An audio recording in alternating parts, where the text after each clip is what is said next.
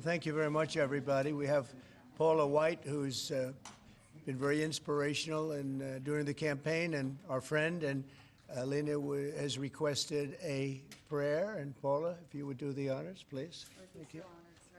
Thank you.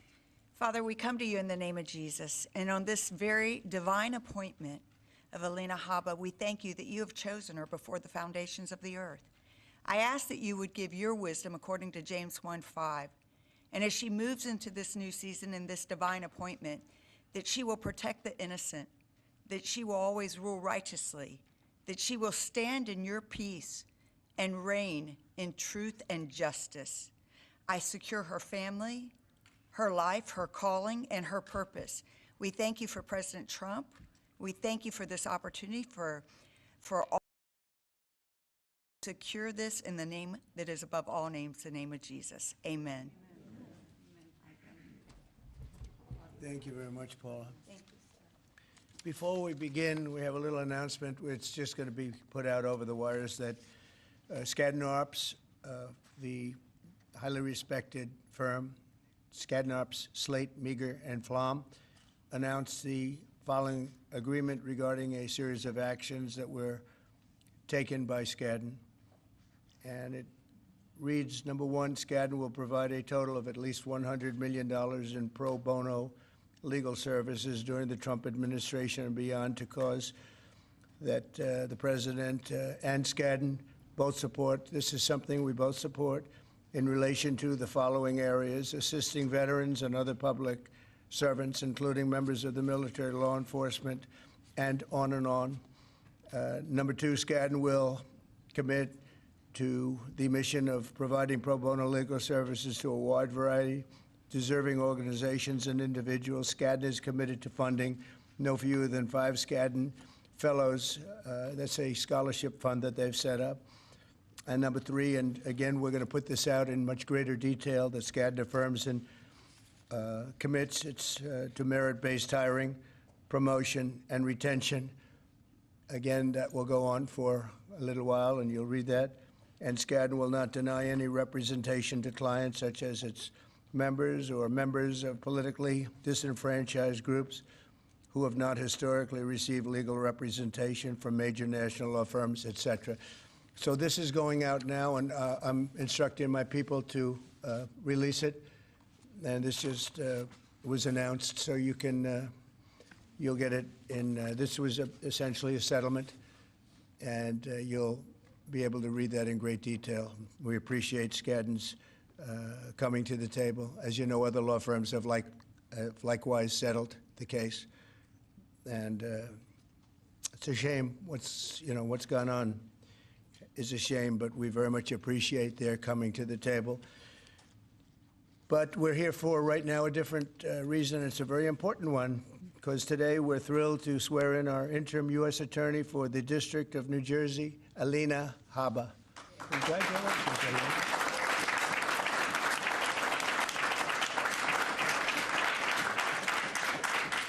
And I want to just congratulate, along with your husband, Greg, and your children, your wonderful parents who I've gotten to know over the years, great parents and a great family, so congratulations. And to Luke, Chloe, and Parker, that's great. You're proud, right, of your father and your mother, right? Both. Not just your mom, right? Your father, too. He's done pretty well. He's a good guy and very successful man. I also want to thank Attorney General Pam Bondi. She's been incredible, by the way. She's, I don't want to brag, but I've been watching her for the last couple of weeks, and she's been incredible. Thank you very much, Pam.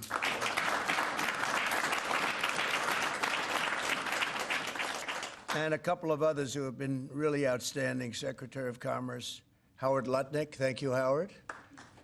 Thank you very much.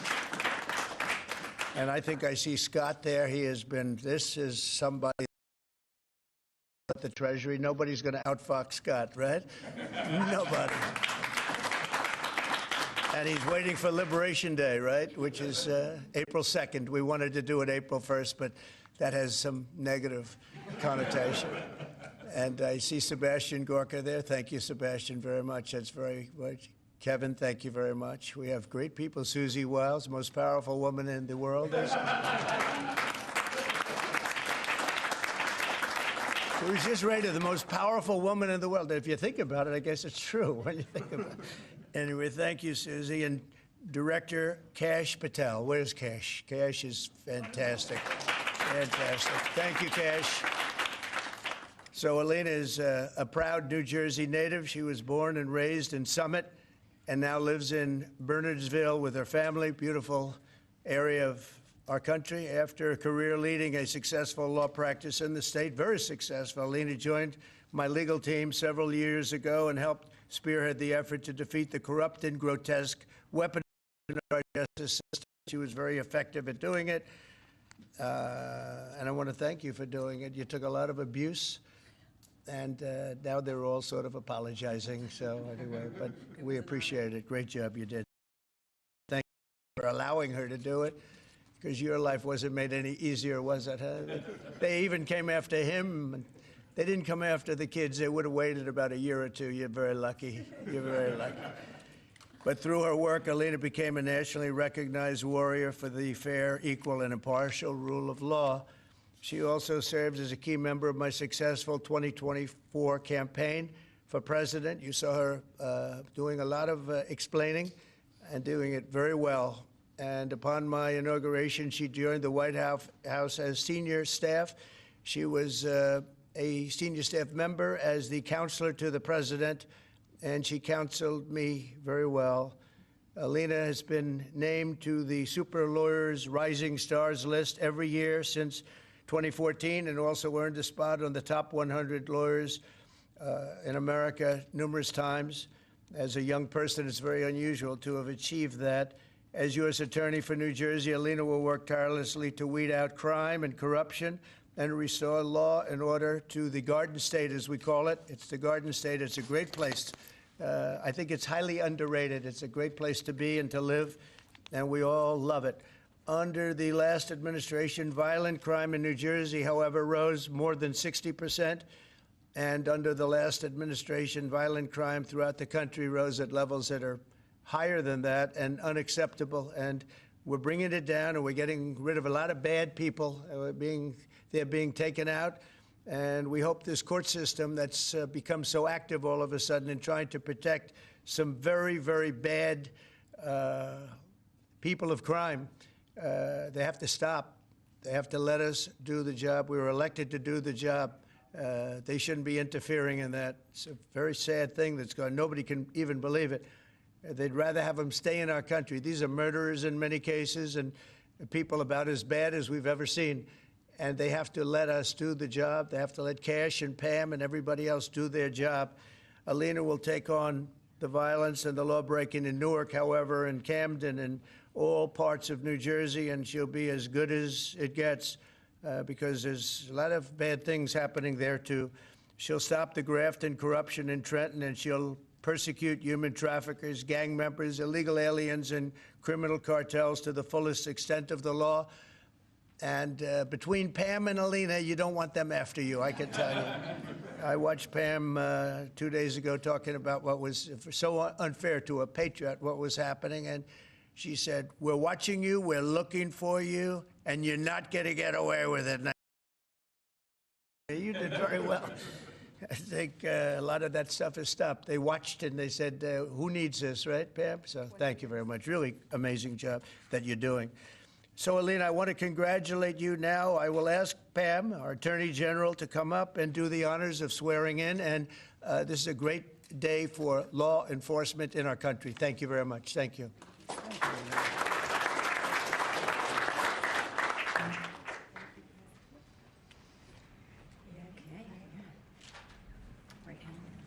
Place your left hand on the Bible, all right, and raise your right hand.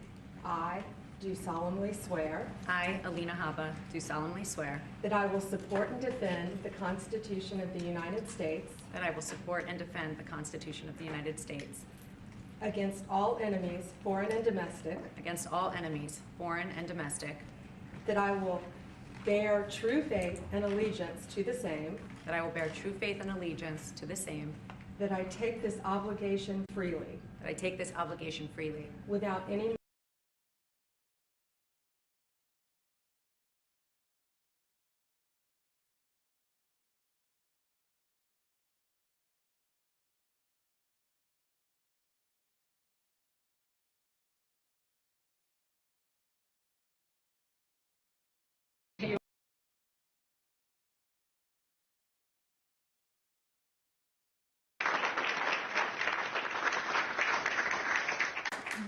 Thank you so much, President Trump. Thank you, Pam Bondi. Thank you, more importantly, to every person in this room. There are so many people that I won't even try to start naming them. I would not be standing here today if it was not for the man to my right. If, as a person who's a first-generation American with parents that came in legally, I would like to say that I do not ever take for granted that every dream that I ever could have imagined, I have surpassed because of this administration, because of President Trump. 4 years ago, he entrusted faith in me as his personal attorney, and I have been on the journey of a lifetime every single day for that. But I have also been with him through some very dark days when I lost faith in our justice system, when I saw things that I never ever thought I would ever see. And from being outside the courtroom steps, defending him and defending our great nation, I saw the most resilience I've ever seen in my life. This man kept fighting for America, and I'm just so honored that now I get to fight for the state of New Jersey. I will do a good job, sir. I will clean it up, and we're going to make New Jersey great again. Thank you so much. Thank you.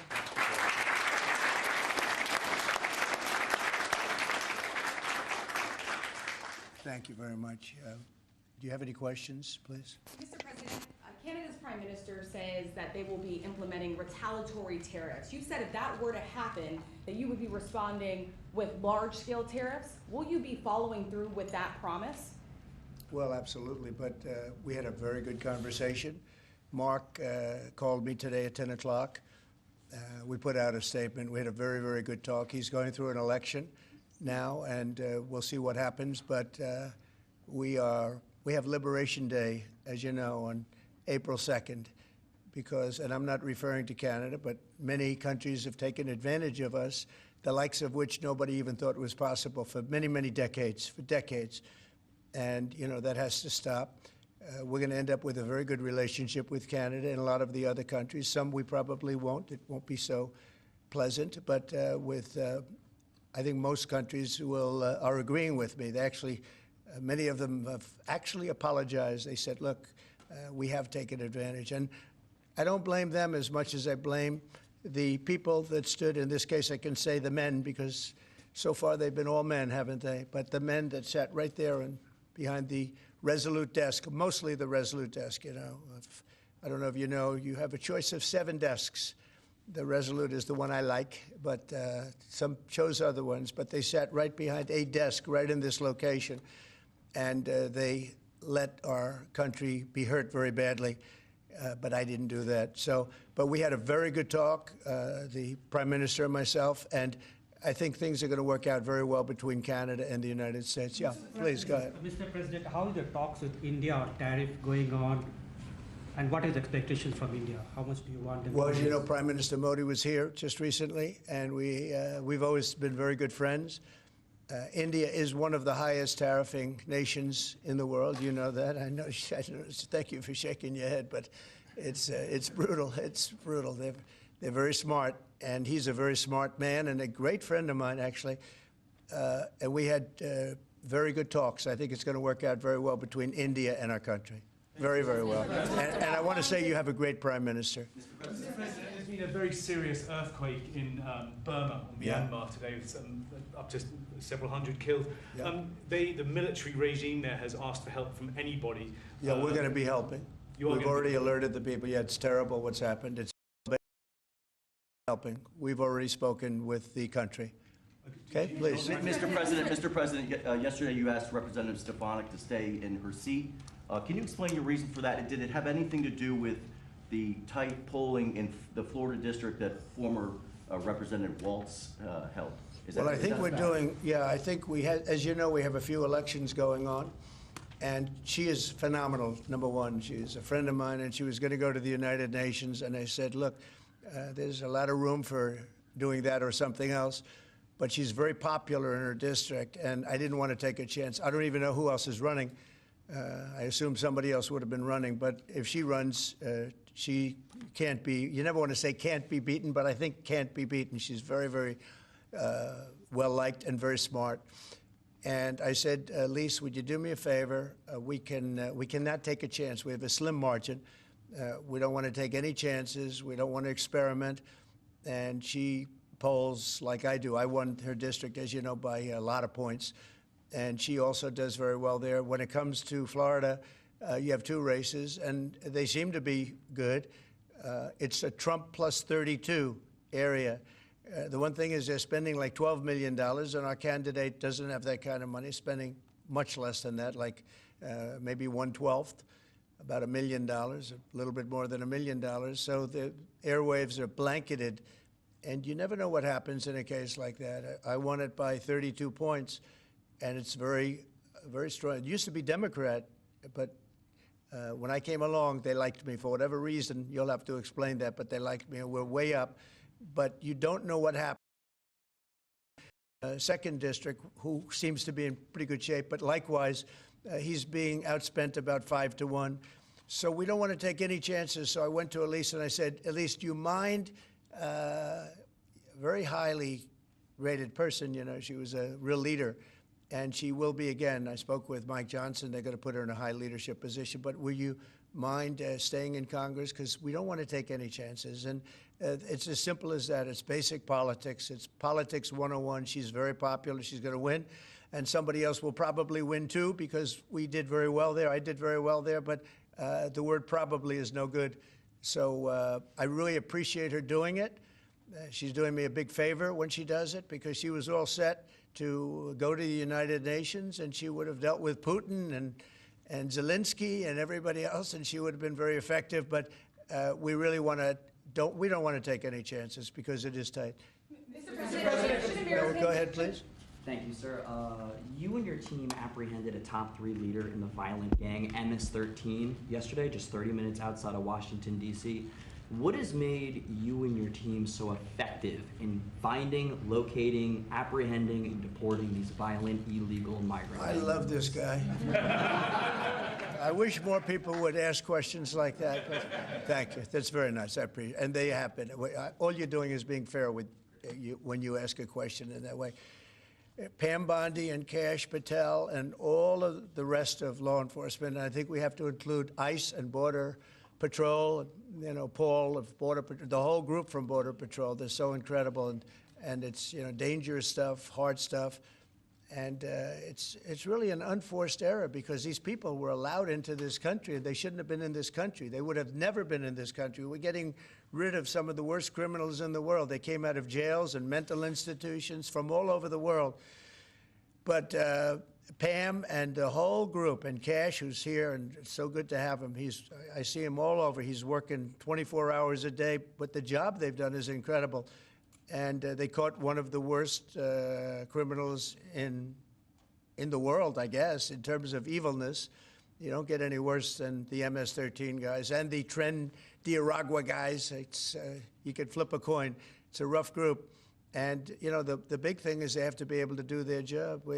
I know I was watching it on television like you, and I saw the home that he lived in a good area, but boy, they had a lot of weaponry in there, right? Highly sophisticated, really brutal stuff. So I appreciate the question, and I just want to thank Kash and Pam and the whole group for doing a fantastic, and the local law enforcement who's been so terrific, even first responders. So I want to thank everybody, and thank you very much. Mr. President, I want to say, first of all, happy Women's Month.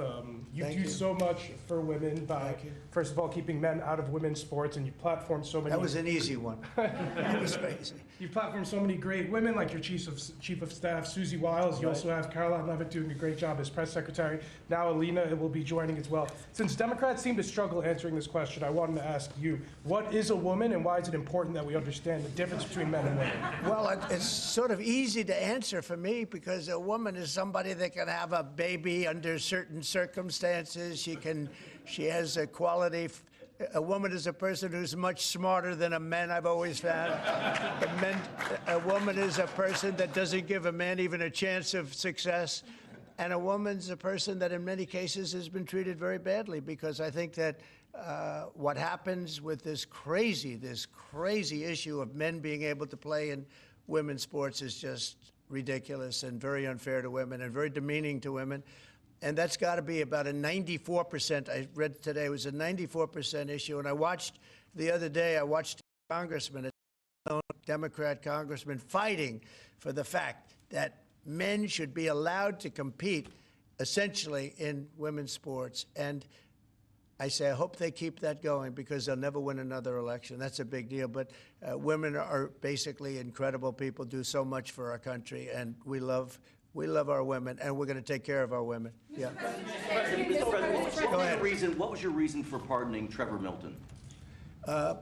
Highly recommended by many people that was taken advantage of. He did a business deal like in Utah, as I have it, and I think he was exonerated, and then they brought him into New York. We had a rough road. I mean, he was exonerated. It was a big celebration. Again, I don't know him, but I was. They say it was very unfair, and they say the thing that he did wrong was he was one of the first people that supported a gentleman named Donald Trump for president. He supported Trump. He liked Trump. I didn't know him, but he liked him. It was in Utah, and they went after him. They went after his family. They went after his businesses. And he was, I believe, exonerated, and then they went after him again, and they brought him this time into Manhattan, and he had nothing to do with Manhattan. And they got him, and I said, that's unfair. There are many people like that. They support Trump, and they went after him. You don't realize this is a vicious group of people that were in this office before us. This is a vicious group. They're violent. What they were doing to people, and you could go story after hundreds and even thousands of stories, and they went after this man. And when I heard about it, I said, nope, not going to happen. They destroyed 5 years of his life. He fought for 5 years of his life, and he did nothing wrong. And he's a good person. And basically, I had these fantastic recommendations about him from people that you know very well, all top-of-the-line people. They thought it was a horrible thing. There are many such cases, by the way, many such cases. Should Americans buy cars now if they want to avoid higher prices? Thank you, Mr. President. Have you spoken with Vladimir Putin about buying weapons from Iran and from North Korea? Not about specifically that, no, I haven't. Well, that seems to be an issue that you want to make important is... Well, I'm making all issues important. You got a lot of important issues. You also have the children issue that's important. You know, it's a lot of children are living in Russia right now. That's a horrible situation that would have never taken place if I was and the country is being decimated. But, you know, they're losing 2,500 on average young men, mostly men, almost in all cases men, actually, but young men every single week, 2,500, and they're not from our country. They're from Ukraine and they're from Russia, but it's human lives, and if we can get it stopped, and I think we're making progress. But there's a lot of ill will between the parties. Should Americans buy cars now if they want to avoid higher prices? And then just to follow No, I don't think so. I think you're going to have a country that's going to boom. I just spoke to Tim Cook of Apple. He's investing $500 billion in the United States, which he would have never, he told me, I would never have done it if you lost the election, and I would have never done it if there wasn't a tariff system that is an incentive for people to come. And remember, there are no tariffs. All you have to do is do your work right here. If you have your company here, if you build your product, make your car, or whatever it is you're making, no tariffs. And we're going to have, I think, Scott, I would say we're close to $4 trillion, even going close to $5 trillion. Now, we haven't had that for years. If you add up years, they haven't invested like that. And here we are in 2 months. We think we're up to close to $5 trillion of investment. They're going to build car plants. They're already building. Many of them have already started. And if you build a car in the United States, and one thing that I just spoke with John Thune about, I just spoke to Mike Johnson about, Speaker, we're going to do something that has never been done in this country before. I'm very proud to say it was my idea. And so sometimes a simple idea, they say, how'd you think of that one? It's so simple, it was never done. If you buy a car in the United States that's made in the United States, if it's manufactured here, when you borrow money, if you borrow money, you have interest payments, we're going to let you deduct the interest payment for income tax reasons. And I think that's going to more than pay for itself. I think people are going to be, they've never had a deduction. You know, deductions are supposed to be for like rich people, and it's unfair to have that. But rich people are I think I know more about deductions than any human being on earth. But, you know, the truth is that people that are middle-income people that buy a car and actually have to borrow money, they're going to now get an interest deduction on their car if it's made in the United States. If it's made someplace else, that won't take place. But car companies, as you know, are already expanding and building new plants. They've already started. And I think you're going to see numbers. Howard, you're seeing it, and Scott, you're seeing it. You're going to see numbers the likes of which you've never seen before. Yeah, please go ahead. The vice president is in Greenland right now. Do you have plans to expand U.S. military presence in Greenland? Is that We get along very well with Greenland. We get along very well with Denmark. We've always had a good relationship. Denmark does a lot of business in the United States. We don't do so much there, but they do a lot of business in the United States. And I think they want to see, I think everybody wants to see that work out. We need Greenland, very importantly, for international security. We have to have Greenland. It's not a question of, do you think we can do without it? We can. If you look at Greenland right now, if you look at the waterways, you have Chinese and Russian ships all over the place. And we're not going to be able to do that. We're not relying on Denmark or anybody else to take care of that situation. And we're not talking about peace for the United States. We're talking about world peace. We're talking about international security. And right now, you look at it, you have warships all over the place going through right along Greenland. We're not going to let that happen. We cannot let that happen. Or if it's going to happen, we have to be protective of our country. And more important, really protection not only of our country, of the world. So Greenland is very important. In modern-day weaponry makes Greenland. 100 years ago, less so. But also, would you like to visit Greenland? If you notice, also some of those, you could call them roadways, okay? They're water roadways. But some of those areas are opening up, and they're opening up icebreakers out there. They're opening them, and by just nature, they're opening up, and they're headed right into China, right into Russia. And we have no choice. The answer is he's there with his wonderful wife, Usha. They're there right now. They landed a couple of hours ago, and they will represent us well. But Greenland's very important for the peace of the world, not us, the peace of the entire world. And I think Denmark understands it. I think the European Union understands it. And if they don't, we're going to have to explain it to them. Would you like to visit Greenland, Mr. Iranian Trump? drones are attacking Ukraine every day. Let's say it. Iranian drones are attacking and killing Ukrainians every day. Why aren't you doing something about that? Well, we're going to see what happens with that. I'm getting reports on that, and we're looking at a report. You're right.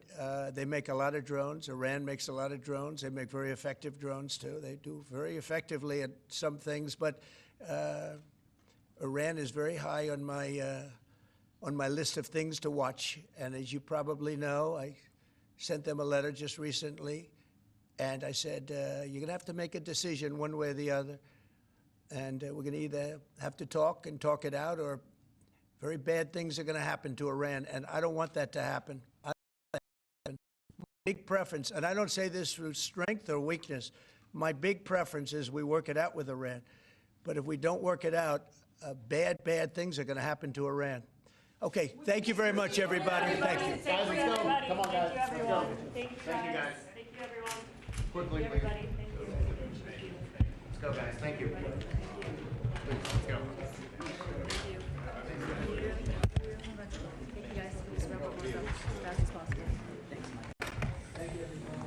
Yes, I can.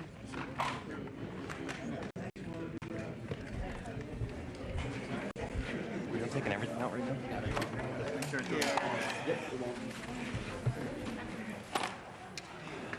Thank you, sir.